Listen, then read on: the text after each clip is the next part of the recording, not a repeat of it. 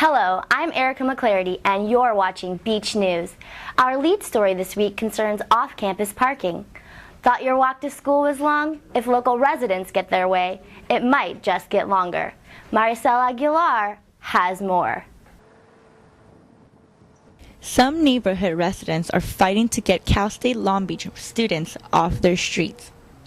Residents who live across Atherton Street from CSULB got together on February 18 to discuss making their neighborhood into a preferential parking district. The proposal will require drivers to buy parking permits, which will only be available to residents. Each resident can only buy up to 4 permits. The cost would be $16 for the first 2 permits and $32 for the second 2. The proposal is to expand the preferential parking districts up to Merida Street in the north and Anseline Avenue in the east. Some residents on Merida Street complain that student vehicles block their driveways and take away their parking spaces, sometimes making them park a few blocks away from their home. I've had to park on Palo Verde, which is 2 blocks away from here, because when I leave my house, I come back, the space has already been taken. I've been known to come home, and if I've got cars in my driveway, having to park a couple blocks away. However, one resident didn't agree with the idea of taking away parking from students. It's not like I have to park like around the corner or something. And we live pretty close, like right across the street. I wouldn't pay over $100 to park in the lot, like if you could park across the street for free. Reporting for the Daily 49er, this is Marisol Aguilar.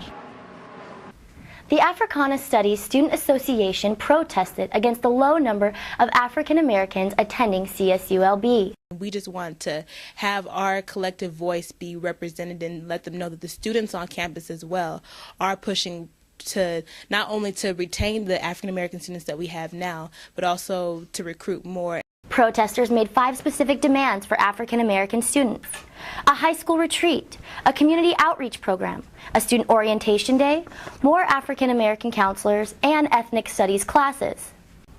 CSULB is mourning the loss of criminal justice professor Bruce Berg. He died of a heart attack 2 weeks ago. Oh, it's a tragic loss for us. Dr. Berg was one of our most senior professors. He was very beloved by students, very well respected by them. Often would hear students say things like, "You're the best professor I had in college," or "You're my favorite professor that I had in college." In other news, more than 100 students signed forms protesting the state's budget plan last Tuesday. ASI and the California Faculty Association hosted the protest. CFA wants students to plead with legislators against a possible $50 million cut to the CSU system. We really want to make sure that the people who are voting on these things and who are pushing these proposals know that these cuts are going to have impacts on their constituents, are going to have impacts on the future of the state of California. Christian campus organizations gathered Thursday in what they called the Love Tent. Their purpose? 40 hours of prayer, Bible study, and encouragement to fellow students. Brian Curon has more. CSULB students got a little Christian loving last Thursday. Members of various Christian clubs set up what they call the Love Tent in the Central Quad on Upper Campus. Here they worshiped God through singing, painting, and even dancing. The tent also featured signs on the walls filled with prayer requests, messages of encouragement, and love notes to God. The message I was trying to give out is that to gather people and to really know what love means, and to love one another and to love God.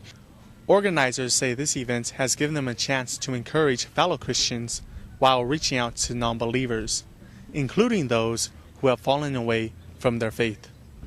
The event lasted through Thursday night. Even then, people could still be seen worshiping God. And just what is love? Love is fully understanding. Love is patient. Love is fully give. It's a sacrificial. Love is God caring about us so much that He would send Jesus down to die to pay the penalty that our sins have caused. Reporting for the Daily 49er, this is Brian Curon. That does it for us today. Reporting from the Daily 49er newsroom, this is Erica McClaugherty.